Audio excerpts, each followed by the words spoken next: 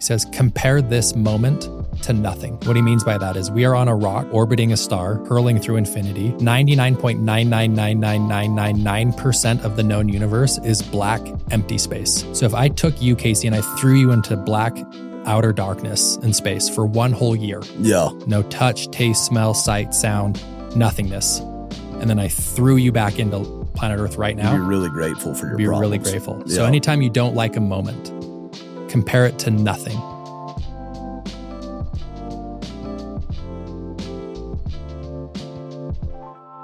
Welcome back to Case Studies. So excited to spend time with one of my all-time best friends, Doug Cartwright. Us getting to know each other was like so fortuitous because it came through a relationship that was like a dumpster fire of a relationship, like a really hard person and a really hard situation that he ended up just being like bad on so many levels. Like Not a good human being. Like really tough on the company, like tough on relationships. He was just like, he wasn't, not somebody that I would ever associate with ever again.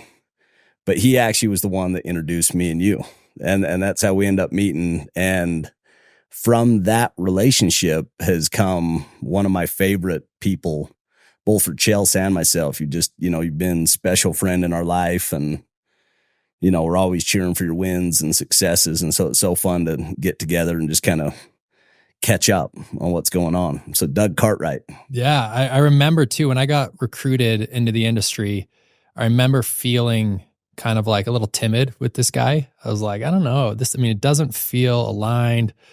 And I was kind of shaky, but there was like something within me of like keep going, like keep exploring, keep looking into this opportunity. Yeah. And I don't know if you knew this, but he recruited me the year prior and I didn't go out that summer. I didn't go. I'm like, something's a little off. And then for whatever reason, he hit me up post summer. I think he transitioned over to Vivint at the time and was like, hey, just come check out my regional manager. And I'm like, okay. And then I remember first time going over to your house, just like with a lot of the reps bringing, you gave me a copy of Brian Tracy Goals. Yep. And I remember after being at the Baugh residence, I'm like, okay. I remember like all of my... But you were young, right? You were what, 20 years old? 20 years 21 old. years I was old? 20. No, it's so fun to look back because you're how old now? 35. So it was 15 years ago. Which is so insane. It feels like yesterday. But I remember that first summer we met each other. You went out with Aaron Ross. And that team was so talented. One of the most talented teams I've ever worked with. It seems like from top to bottom, everybody in that team was like a high performer. Yeah, there's 5 people in that office my rookie year that at one point in their career sold 300. No, it was just incredible. I remember it was just so high octane. And that summer, which is another lesson on just surrounding yourself by people that perform at a really high level. Like I think about you, and ultimately you ended up being the top performer in the entire industry a year or two. I tell this to almost everybody that I talk to, like as far as like pure like sales skills and consistency, I don't know if you're definitely top 2 or 3 out of anybody that I ever met in, I put Jordan Williams in that category. He was incredible, but you were one of those that would sell crazy high volume with no cancels. Yeah. And you just don't see that much, that you go sell really high volume and people are happy and they keep it.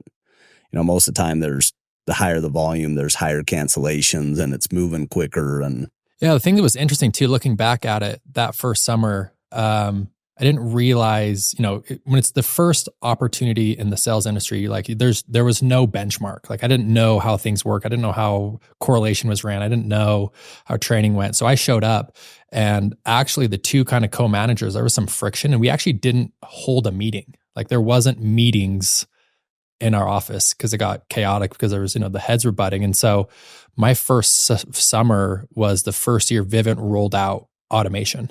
So it was like the camera and the app, and it's kind of like exciting. And so just being 20 years old, I was like, who would like this kind of high tech? And I'm like, probably upper middle class. yeah. And so and that just made sense to you. Just made sense. So yeah. I just would drive to upper middle class where, the industry is kind of known as selling alarms kind of in high crime areas. Yep. I'm like, I'll just drive to the nicest neighborhoods and knock on people who have an alarm and say, hey, we'll just add on a camera and a door lock and thermostat. And so good credit. And that's just how I figured it out. And so you just went and you figured it out. I remember you were having so much success that summer, and that was the summer that your dad was going through cancer, right? Yeah. And ultimately ended up, you left that summer midway through the summer to go spend time with your dad, and you end up passing. Mm-hmm. I don't know if you remember this, but I was fired up going into that year, and my dad's health went down. And I remember thinking, like, I can't go out and sell. Like, there's no way I can go sell, with my dad going to die. And I came to your house. I don't know if you remember this, in April. And, we talked about it, and, you showed up as a friend, not just as as a leader, but like as a friend. And you told me, you said, hey, at any point you want to go home during the summer to be with your dad, if you want to go back and forth, just call me and I'll buy all of your flights to and from as much as you want to go. I don't remember that, but that's so cool. And that piece of information I took that back to my dad, and he goes, that feels really, really good. I think you should do it. And so I don't know if you realize, but you making that decision literally is what kept me in the industry. And there was probably 2 or 3 times I took you up on that summer. Yeah, I remember. And it was good, kind of checking the pulse, get home with mom and dad, kind of check the pulse on my dad's health. He was just got into hospice. Yeah. And so he wasn't like really leaving the house much. And I remember I went back out around the end of June, and things were just feeling a little off. And it was around the 4th of July. So about this time in 2011, my mom called me, and she was like, hey, I think it'd be a good time to kind of wrap up what you're doing and spend time. And I had, probably 60 accounts at that point. Yeah. Locked in. And that was the most money I've ever made in my life. Yep. And so I came back home, and I had, July 2011, I didn't have to work because I had my deals, and I moved back in with my mom and dad to help, and I had 1 month with my dad with nothing to worry about, no school, no work. And my full focus attention was spending time with my father. And I literally got to watch him die. Wow. And that moment, that month, I look back at as one of the most beautiful, spiritual, intense, grateful experiences I have in my life, where for 6 weeks straight, my only focus and attention was being with my dad, and I had no other duties, no other responsibilities. And I look back at that time and feel really, really grateful that I got to have that experience, because most people don't get that experience. No, it's really interesting. I think one of the things that Chelsea and myself have always been so drawn to you, and even to your family, there's this interesting spiritual dynamic where I've always felt like we connect, and we kind of have even similar views on life and just God and, having a bigger purpose and all this stuff. But your dad wasn't Mormon. What wasn't in the church. He kind of left the church. Your mom, like, stalwart, like is, and the kids are kind of somewhere in the middle. They've kind of been all through it, and you've kind of been on your own kind of faith journey and stuff like that, where Chelsea, myself, we'd probably, find ourselves more similar to your mom. Mm-hmm. But I've always just there's always been like this mutual respect and this connection and this even just reverence for like the stuff that's special. You know what I mean? And so I don't really know how all that works, but it's always been there from the very get-go. Yeah, I feel really grateful for the home I was raised, because my dad actually left the church when I was 1.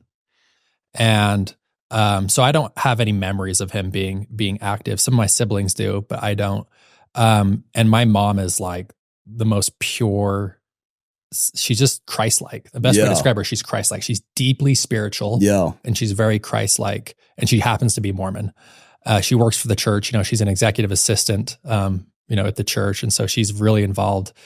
And, as I got older, I didn't realize how rare it was for, someone to leave the church and, the marriage to still hold really, really strong. And they had like a special marriage, right? Like really deeply special. In love. Your dad was so respectful of your mom, which I think, you see those things as a kid, and you just learn like, this is how you're supposed to act as a man. You know what I mean? You just had like this amazing model.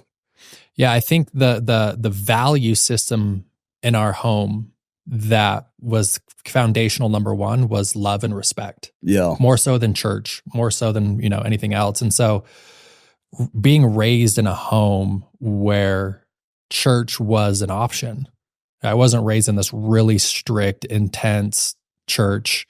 And what I decided to do in my personal life wasn't going to disappoint, or I wouldn't get approval from mom and dad if I was like the perfect missionary or whatever it may be. Yeah. And so it really gave me kind of this freedom to choose. And really, my dad taught us to kind of question everything in life, which is, a skill set that's provided a lot for me. And to your point, there was a deep respect. My dad never talked bad about the church. He never discouraged us from going to church. He actually he had a calling, even though he wasn't active. He was like the sports coach, like that's cool. The ward ball coach and whatnot. And so there was a deep respect there. And as I've, gotten older and, I chose to leave the church at 26 in a very respectful, loving way. I have no qualms with it, but I'm grateful for that upbringing because it hasn't created any animosity within the home and within friendships. And at the core, there is still a really deep love and connection to God. We've always felt that from you, like always, and, we're, when I think about life and when I think about business, and they're all the same to me. Mm-hmm. It's like, it's all the same thing. Business and church and your physical and your social. It's all just part of like this experience of life. And, we've just always felt kind of connected with you. And it's been so fun. And you smashed, your early career. I thought it was so fun. I worked with, it's probably over 100,000 kids from, 17 or 18 years of being in that industry. And there's some of them that you just stay really close with. And it was so fun to see you rise. I remember that second summer you went out to Houston and you'd sold 60 accounts the year before. And was managing. And we're managing a big group. And you guys just set the world on fire. You guys had such an amazing culture. You had Scotty, Coach Emilio, and Ralph out there. And, Barrett, you had like the whole squad, and you guys just tore it up. Ross was, part of that group. True Bro was out there. And you guys just, for the course of, how many years were you at Vivint? So 2020 was my last year. So 10 years. So 10 years. So for a full decade, kind of, did about everything that you could do in that industry. And what I always loved, and it's fun to see guys grow from when they're younger to when they're older. You never stop learning. You never stop progressing. You never stop growing. Some of those early habits of just continuous learning, study, the physical, kind of the cold plunge, the do hard things, all of those, I think, have just positioned you so well for like the next stages of your journey. And I credit a lot of that to, looking at the industry now, the door-to-door space just in general, from solar to meat to pest to alarms, right? You can go back to 2011 to like 2014 Vivint, and the quality of leaders from that group, especially from your guys' group, right? Yeah. It's insane how many people are leaders and have their own company and, have their dealer and are doing big things. And a lot of that comes from that like little magical window. And I credit a lot of those habits to what I learned from like you and from Poppy and from Bodie of like, I came into this, the thing that was so appealing about Vivint to me at the time. I remember going to one of my first ever Vivint meetings ever. Before I even went out my first summer, you were leading a training and you were talking about Stephen Covey's 7 habits. Yeah. And these are the 7 highly habits. And I remember just like, it turned my soul on fire. Yeah. It lit something inside me I'd never felt before. And so for me, Vivint wasn't this opportunity. I'm like, going to go make a bunch of money. I literally saw it as a vehicle of like personal and spiritual self-transformation. Yeah. And so like, as I've got older, I remember, I'd always talk to my wife about that. I'd be like, man, I get more spirituality out of work than I do from church. And she would always like kind of joke with me, like, what are you talking about? And I never had the language to describe it. But as I've got older and I've got more educated, like some of the like most respected thought leaders that I personally follow and know, have really good language to capture it. And like when you take Tom Peters, he says, a manager can save more lives than a surgeon. Mm. And this isn't just this industry. This is just business, saying somebody that is conscientious, that is dream, that you're helping people dream and you're helping them manage and pursue their dreams and grow as a person, that's like sacred ground. That's a sacred stewardship. Clayton Christensen, his language around this is that management's the most noble profession. Tony Robbins with business is a spiritual game. And I, as I look back, what you're describing, I've experienced. I look at the mentors in my life. Specifically, I talk about Todd and Alex. These were the leaders that at a young age, 23, 24, believed in me more than I believed in myself and gave me the courage to try and the courage to go forward. And I didn't need them to knock a door for me. But I did, looking back now, I really need them to believe in me. And I think that's the opportunity as a leader, is to believe in people more than they believe in themselves. And you literally change lives. And I think that's what's so fun about that career. When I look back, I get calls and texts. It's daily for sure. Like by people that I touched at some point. And then now they're just doing amazing things. It's amazing how success breeds success. And somebody who could do that job can almost do any job really well. It's such a hard job. And that's kind of your profession now. I mean, that's what I'm doing now. And I know we've talked about this kind of one-on-one, but you talk about believing in someone more than they believe in themselves. And those first couple of years of Vivint, I crushed. Like I came out the gates hot. You're almost invincible. Yeah. And then I dipped. I ran into a hard wall in 2017. What do you think that was as you kind of look back now? It was, I still try and put words to it, but the best, now that I zoom out and I can look back on that moment, it was, I needed like a wake up call from God. And as much as, I had some sort of spiritual baseline, I wasn't a deeply spiritual person. It wasn't at the forefront. Yeah. It was kind of like an aspect of life. And 2017 was a really hard year. Like I was losing, I was on this trajectory to do really well in the career. And there was this opportunity to kind of get into Vivint Internet. And I was leveraging my team and my offices to get into Vivint Internet. Yep. And I'll never forget, I went out to New Jersey to do a kind of this pitch to some Cutco guys, be like, hey, JT had just opened up the El Paso Internet.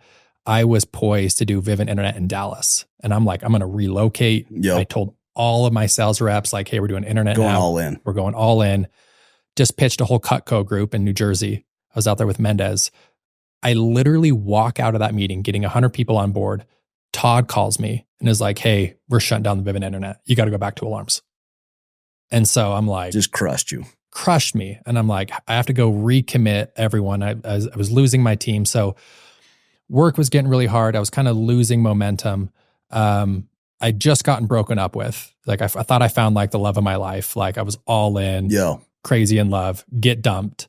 I also went through like a big transition with the church, right? I was kind of leaving organized religion, and I was just down bad. I was really depressed. You're just shaking your foundation. My whole foundation was just pulled. And I'll never forget, it was like 2017, and I had to go back and just be a rep. Like I was so disoriented. I'm going to go be a rep in an office. Called Brad Rossiter. He's like, hey, we'll go live in Arkansas. We'll give you full rip. Just go sell accounts. Don't manage, right?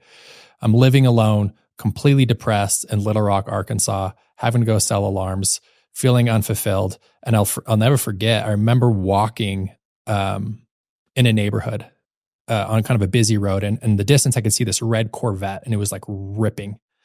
And I remember for a brief moment, I had this thought. I'm like, I hope this Corvette doesn't see me walking and hits me. Like, then I can get out of this thing. And it was that low. Yeah. It was like a way out. Like, and then I wouldn't be a coward, and it was like a freak accident, but I could get out of this pain. Yeah. And I remember having that thought and being like, whoa, I've never been here before. Like, this is a very low. Yeah.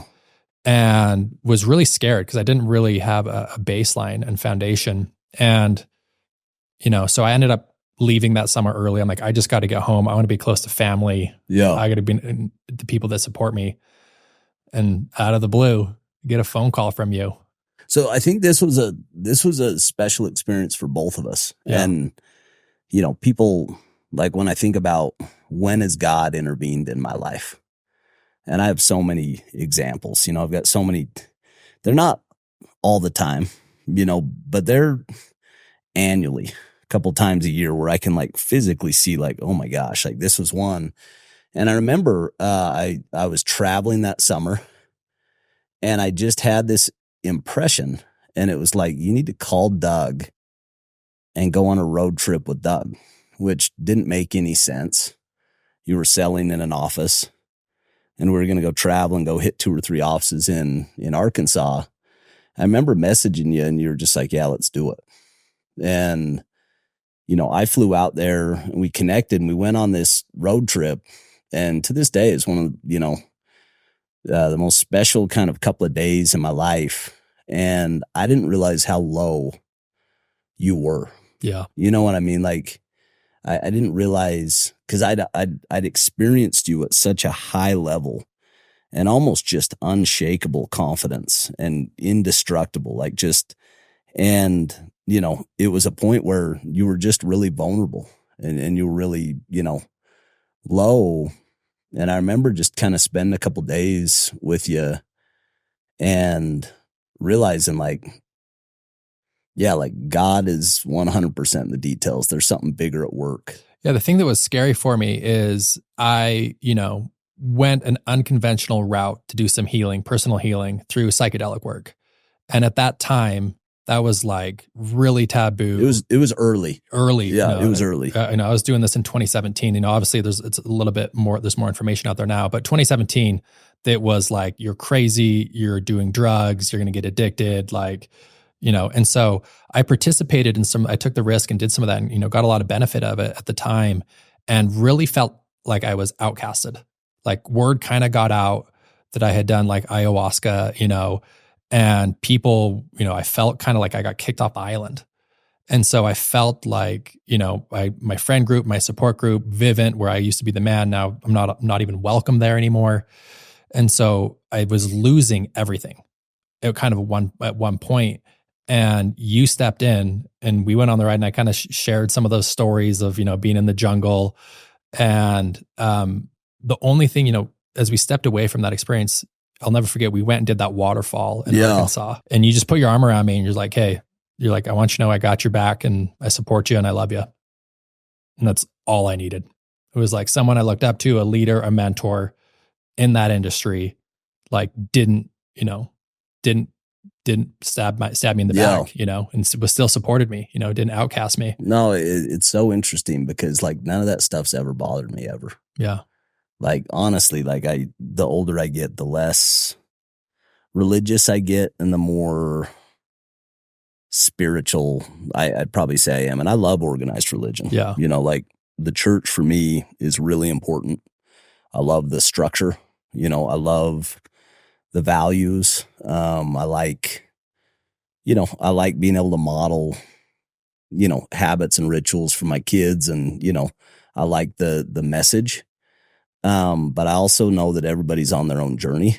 And I think when I think about God, I think about just these 2 commandments, and it's love God and love your neighbor, and I think that for me is like all of, that's what it's all about.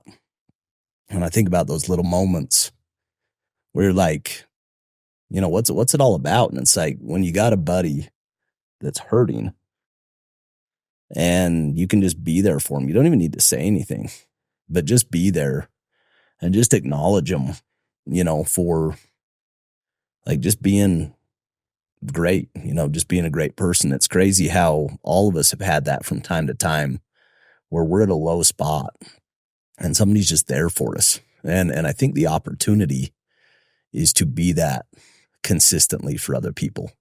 And I think that's what leadership is ultimately, is to be that person that can kind of step in. There's something else that I've always loved. I don't know if I've ever told you this. So you were doing ayahuasca a bunch back then, and you were pretty weird. Like you were, I was in the clouds. You were in was the clouds, and I remember, me and you were all about college football, and a lot of just kind of base level pleasures. Yeah. And at that point, you were about something. Like you were not about like the world. You were in space. I was exploring. You were in space, deep hyperspace. And I remember we're going on this we're playing this game on that trip. 2 games we played. If you truly knew me, and What I Wish You Knew. And when you play the game, If You Truly Knew Me, for like 7 hours, you go deep. You get pretty deep. You go deep. But I remember we were discussing this prank that we would do when we were little kids, where you would put poo on the end of $1, and then put it in the road, and somebody would go grab the poo dollar, and this base level prank as a teenager. And then we're talking about the universe, multiverse. It's this contrast of the most base level, pranks, and playing If You Truly Knew Me. Are we going to go poo dollar status, or are we going to go multiverse? Are we going deep, or are we going, base level? Baseline. But something you said to me that's always been so fun for me. You said you go see Mother Ayahuasca, and you're like, I talked to her about you. I was like, sick. What'd she say? And you're like, she said that you need to focus on impact. And I've always remembered that. And there was 2 things about it that I loved. One, I believe that to my core, that when you go create value and you go make a difference without expectation of anything in return, you just it always works, and it works way bigger and way more magnified than you ever could imagine. And then the second one was that you cared enough to think about me. And I think that's another one of those, when you take somebody that is going through an intimate, personal, spiritual experience, and that you're one of the people on their mind, I think that's sacred ground. I've always, I don't know if I've ever told you that, but it was always something that's really special for me and meant a lot to me, that you were just thinking about me, as you were kind of going on your own journey. So yeah, it's really special. For those that aren't familiar with how that situation works, you drink, it's a tea, it's a really intense psychedelic experience. It's really intense. And, it's going to sound crazy for those that don't know this, but you interact with an entity or being on the other side. It's just really intense. That's godly and beautiful and, loving.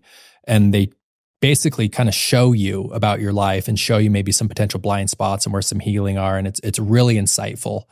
But really painful, right? Really painful. It's not fun. Yeah. It's not a fun experience. It's really hard, and I shared in my book too, that's why I worked out a lot of my childhood sexual abuse, in those experiences. So you're kind of reliving capital T trauma. Yeah. And I'll never forget, one of the nights I was doing it, it was showing me how I have incredible gifts and how I need to share them with the world, and how I actually have an incredible support system, between my family and my mom and my siblings and my friends. And then you came up, and it's Casey Baugh is in your corner. And then you're having kind of this conversation with this spiritual entity. And she goes, oh, and by the way, tell Casey he needs to focus on impact more so than dollars. No, it was like a little wink. Well, it fires me up so much, because I'm anybody who knows me, I'm just capitalist to my core. Mm-hmm. I'm coin operated. Mm-hmm. I love making money, and so, but I don't see those as separate things. Yeah. You know what I mean? For me, making money is a sign of value created. Totally. And the more that you make means that you created more value in the marketplace. And so for me, making money is a sign of creating massive value in the marketplace. And so by definition, I want to make as much as I can make, because that means I created massive value. And I think for me, money is a magnifier. It makes you more of what you are. And if you have desire to make a dent on the world, it gives you a bigger platform to go serve and do good, which is my intent. I want to go make a dent on the world, and I want to go make impact. And it just allows you to do that in a more meaningful way. But I love that insight in a very intimate spiritual moment. That's always been a special one that I've kind of put in my little memory bank and remembered. Yeah, it's kind of that little window. And I'd like to think that kind of my psychedelic exploration phase is kind of over. You know, it's kind of it was an important phase for me. Yeah. And on that too, when I was in that, to your point that you've kind of figured out in your own way, is really understanding that for me it was an aha moment, was realizing that as humans, we are spiritual beings having a human experience. Yeah. Like at our core, we are all spiritual beings. Yep. And I remember having that insight. And once that framework came into my mind, it just changed the way I fundamentally looked at the world forever. Yeah. Like I've never seen the world the same since. Covey talks a lot about that. And I remember studying that early when I was, 19, 20, 21, 22. And, his literature more than anybody else at a young age, like molded me. It changed the way I saw the world. And, you grow up in a small town and you grow up in a place where there's predominant faiths. And this is like common all over the world, where you're born and your parents' faith and a lot of that stuff will, influence the way that you see the world. For me, the first time where I really felt what you're describing was the first time I went to Harvard. Mm. And you go to this room and 80% of the room is not from the U.S., and all different faiths and all different beliefs and all different religions.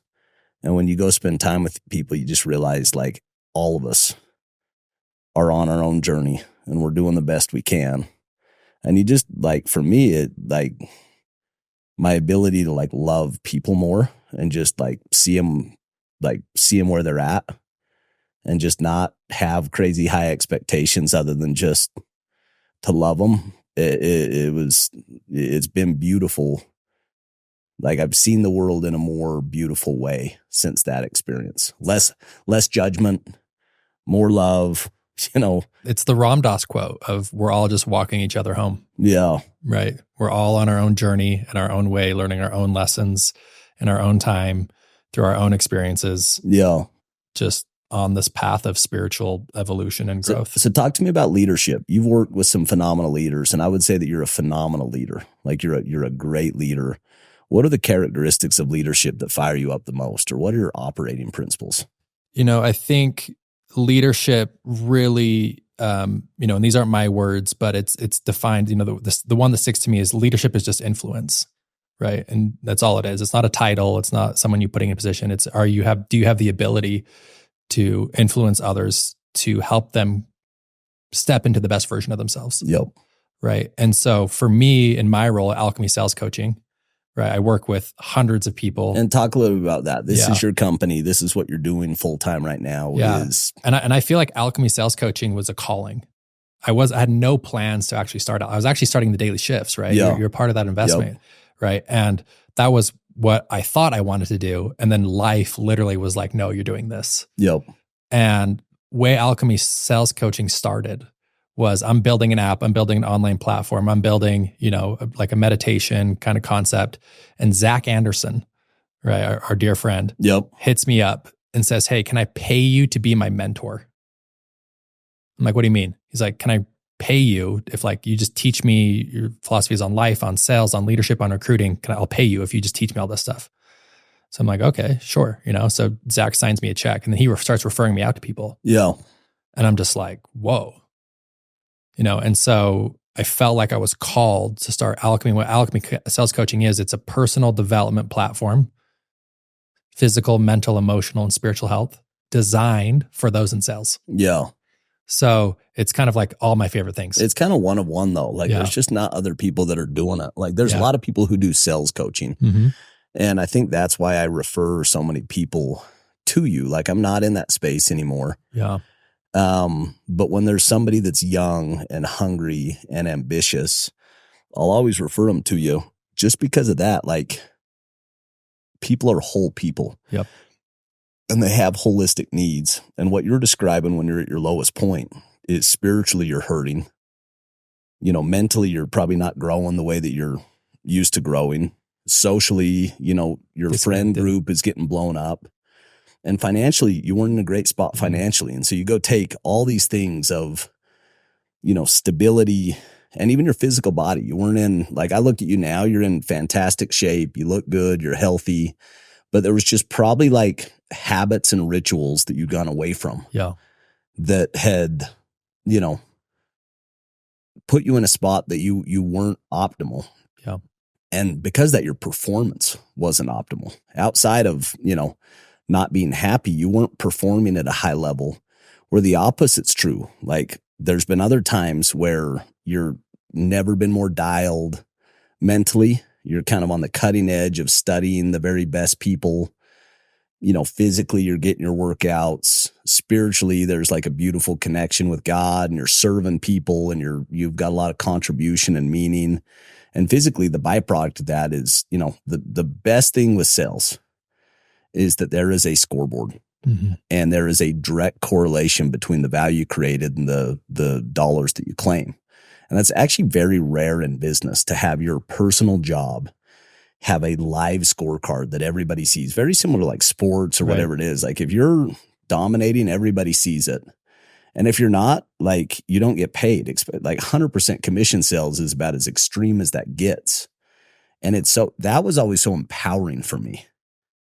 Like coming from maybe not the most affluent side of the tracks, to say, if I work harder than everybody else, and if I get better, that I can actually like rise. It just puts all the personal responsibility on you. It's the American dream. You know, Yeah. that's why every immigrant's come here for over the last 300 years, is that dream of, I can rise above my station. I can, by work and determination. And sales is like as raw and as hardcore. And you're kind of connecting with people that have that desire, but potentially don't have all the tools that, you know, I had great coaches and leaders, and that impacted the way that my career went. Yeah. And you had great coaches and leaders. You know, Bo was Bo taught me to sell. Bo was the number one salesperson in the company. Mendez, phenomenal leader. There, you know, Todd, phenomenal leader. There were so many great leaders, and there's a lot of people that are coming up in that industry that don't have that same leadership. And I think, you know, to go succeed, you need great coaches. Yeah, it's been a true gift. I mean, and I'm actually partnered with Zaza, and so me and Zaza together, we kind of have this community of people. We have, you know, over 100 members, and we coach them on physical, mental, emotional, spiritual, and sales. So it's like personal development plus sales. So I took one-on-one calls this morning, and I'll sit down on a one-on-one call, and the kid's like, I don't have any motivation. I don't know why I'm doing this job. I don't know what my purpose is. And in that call, my job is to connect that kid to his own inner wisdom and show him the path. Yep. And then I get another call, and it's like, dude, I just need help with my door approach. Like, I can't overcome this objection. Can you overcome these? And so I'll do role plays. But so like, what's so interesting, like golf is like something that I'm completely obsessed with right now. And I went through a 6 or 9 month phase where I got the shanks. And like, you're not even supposed to say that word out loud. You know, it's like you say it and it's contagious. But I went through this thing where like I was playing in aspects of how I was playing as good as I'd ever played. But like the short wedges, they were like a terror to me. I did not know what was going to happen when I stepped over the ball. And I go to this coach. It's this guy named Joe Mile. And he's Victor Hovland's swing coach. He's, you know, very kind of controversial. He's pretty loud. Mm-hmm. And I spent an hour with this guy. And it changed my game. And this thing that was a complete liability, all of a sudden I'd say today is actually like one of the stronger pieces of my game, just because I had an expert with fresh eyes that wasn't in the forest, you know, that could give me insight and just kind of correct the path. And I think that's the magic with good coaching. And I think good coaching is the key, because there's a lot of crappy coaches. Yeah, there's a lot of bad coaches out there. And, you know, I have like such conviction around this. Like out of 100 people that are willing to give you advice, you should take it from 1 or 2. And that 1 or 2 out of 100 is somebody who's done the thing or is doing the thing that you desire to go do. If they can't do it or haven't done it, don't take advice from that person, because they haven't got the results in life that you're looking to go get. And then the magical thing that I'm seeing with my company, we're 2 years old now, and we're growing like crazy. We're up 200% this year. And what's happening is this exponential growth of the magic of the community. Yeah.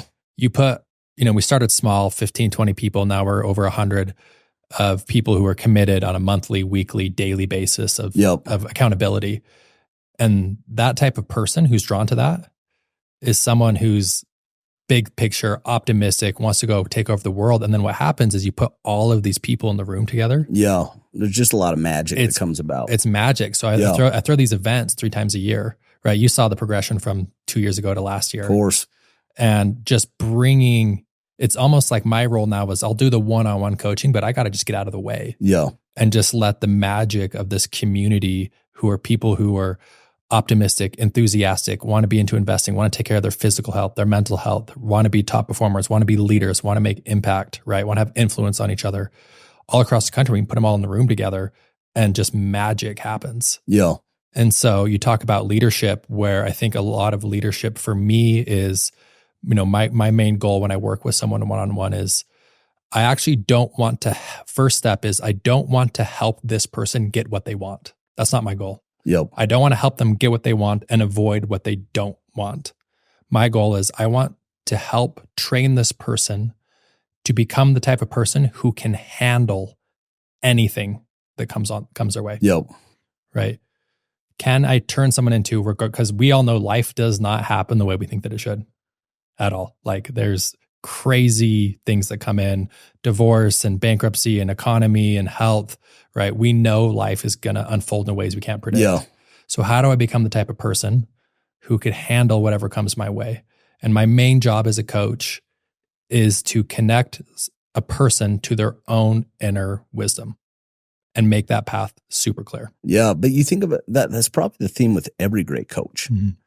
You know what I mean? You look at every great coach and they have an ability to have somebody connect with like who they really are. Yeah. You know what I mean? To see themselves in the right light that allows themselves to go like do whatever it takes to get to the outcome. You know what I mean?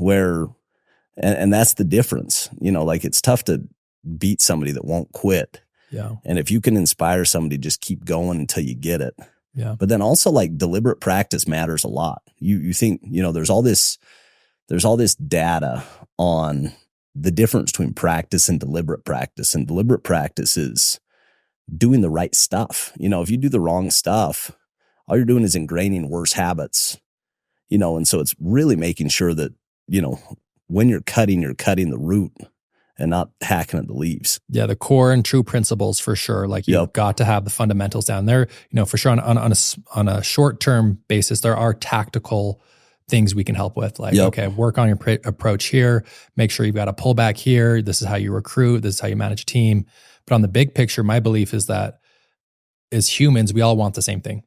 Is to be the truest, most authentic, fully expressed version of ourselves. 100%. And so much of success and failure in life, and specifically success and failure in sales, has to do with how you show up, the energy that you show up with, the authenticity. Like most of the communication is nonverbal. It's not the words you say. It's your voice inflection. It's your sincerity. It's people feeling who you are, that this is something that I want to do business with. This is somebody that, believes in what they do. They're certain. You know what I mean? Yeah. I want to share an acronym I made up actually to help. So any salespeople listening to this, take this. This is an acronym I came up with. The biggest differential and needle mover when you're knocking, it's not time on the doors. It's the intentionality of how you knock. Yeah. And the acronym I came up with is PACE. Is you want to knock, or whether you're selling over the phone or whenever you're selling, sell with pace. Yep. Pace, what does it stand for? P, power. Like I'm knocking with power. I'm not knocking passively. I'm showing up. I'm moving quickly. I'm intentional. I know who's home. I know who's not home, right? I'm hunting for my deal, right? So knock with power. A, authority. I'm the authority figure. I'm supposed to be here. I know what I'm talking about, right? I'm in charge of the conversation. If you're not sure if you're talking with authority, ask yourself, who's in charge of the conversation, right? You need to be in charge. C, confidence. That has everything to do with body language and tonality. Shoulders back, eyes up, tonality, right? The speed at which you're speaking. Yep. And E, energy, right? High energy, easy to work with. How important is that? Like energy, like talk about that in the difference between success and failure in the people that you work with. I mean, you know the same thing, right? You know, you're diehard Tony Robbins. Why do you do Tony Robbins priming every morning? It's to put myself in the right emotional state early.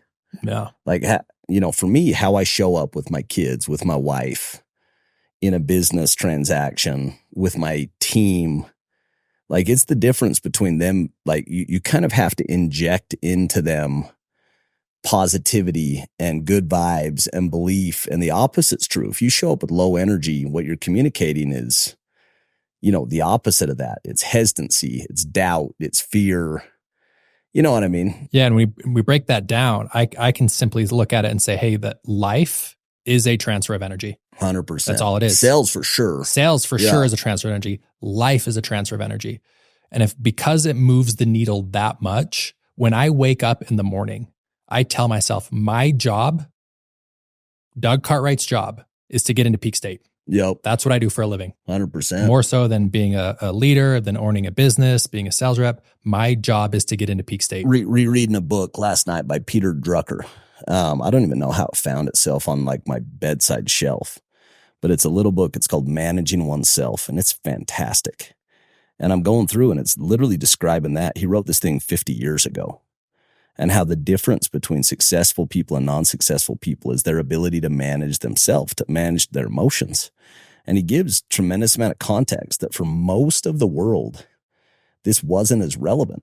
Like if you're a farmer's son, you're a farmer. If you're a, peasant son, you're a peasant. And there wasn't a whole lot of access and transportation and knowledge and education that would allow you to like move trades or even move physical geographical locations.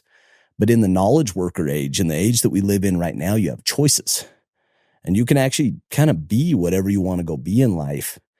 And that seems like a really good thing, but it actually ends up being a problem for people that don't know how to manage themselves and to identify, hey, what are my strengths? What am I good at? Where should I go spend my time? And what am I not good at? And what makes me happy and what doesn't? And that all of that is a process of managing yourself. And the people who are really good at managing themselves absolutely make a dent in the world because they have certainty and they have clarity and there's a connection to their purpose. And what I'm seeing now is like, it's really easy, people who manage themselves, it's really easy to get into that peak, beautiful state when things are going well. Yeah. Where the opportunity is can you maintain and get in that state when things are going bad? And I think that's like the essential.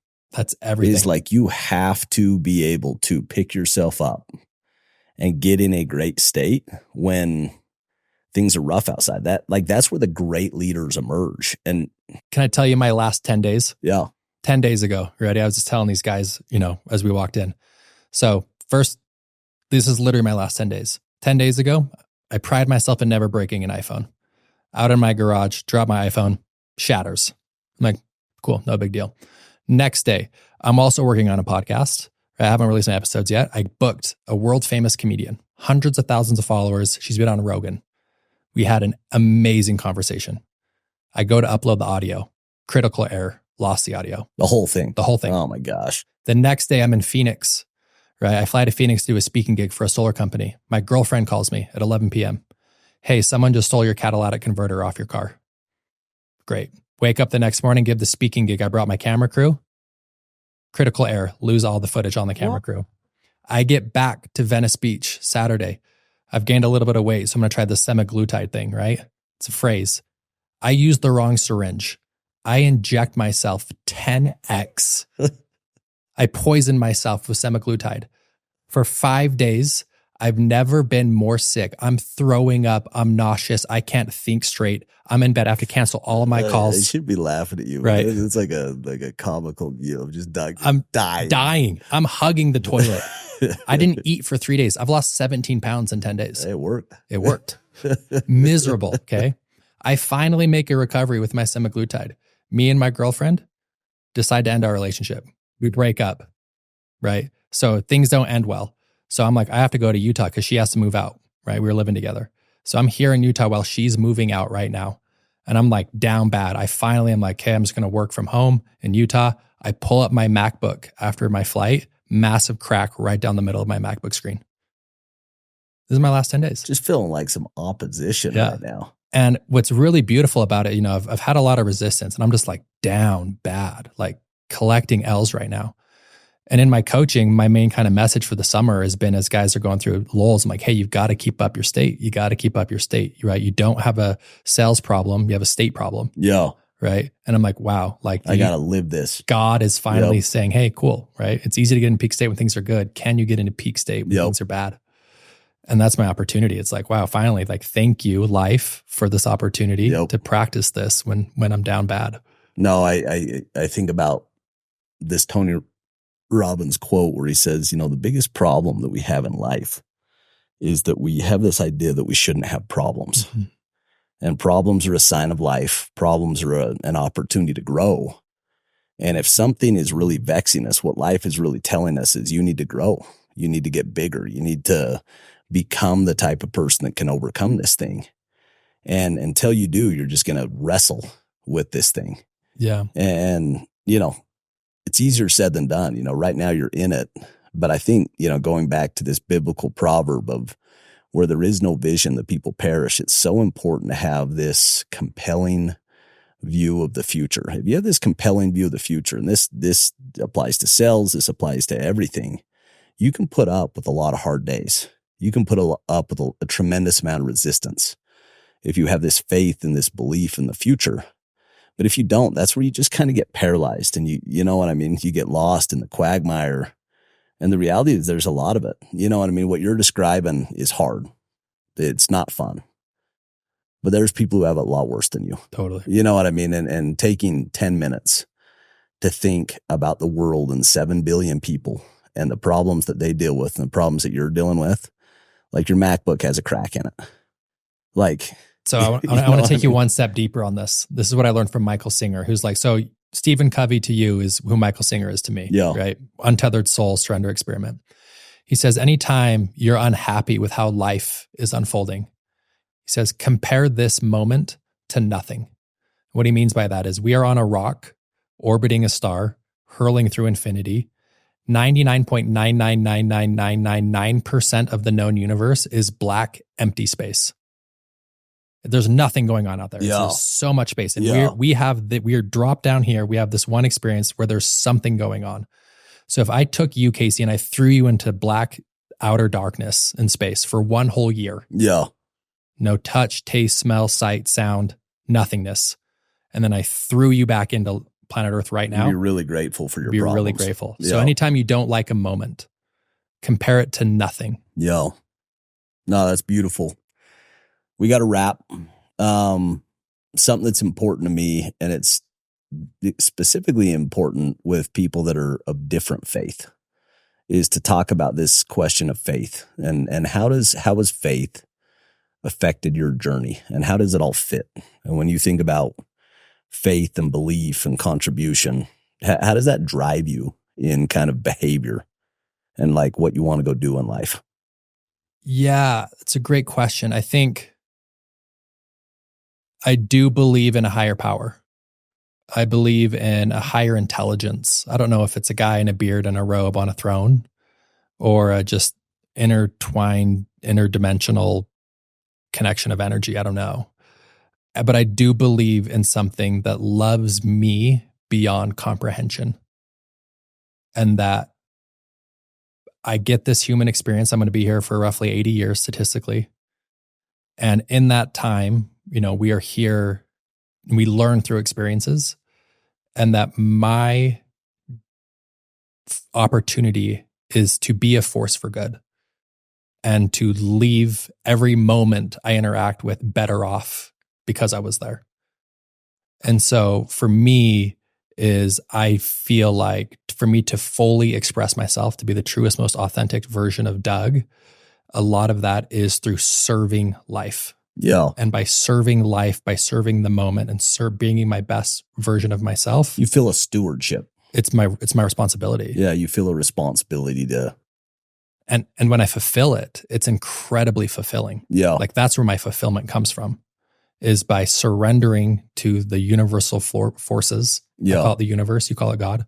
By surrendering to that, right? That's when magic happens, the synchronicities, the coincidences, the incredible opportunities, the healing, the love, the growth. Yep. And that's the fulfillment. So my faith is the faith in the universal expression of life. Well, this is what I know, and I don't know a lot of things. I know you have a beautiful soul. I know that you love people. I know that you love me and my family, and I'm always cheering for your successes. You know, I'm so happy for, you know, the success and the kind of man that you've become. I, you know, don't want to say I feel like an older brother or whatever, but I do feel like I've been a part of this journey with you. But I also look forward, you know, the next 50 years, the next 60 years. And I definitely think your best music is yet to be played, that your biggest contribution isn't in the past, that it's in the future, and that all these life experiences are prepping you for just some beautiful work. And kind of the end is to just go make a difference in people's lives. And I feel that from you. I know that it's important to you. And, you know, anyway, you're one of my all-time favorites. You know, love you like a brother. I'm always cheering for those big wins. And thanks for coming on, brother. Feelings are mutual, brother. Love you a lot.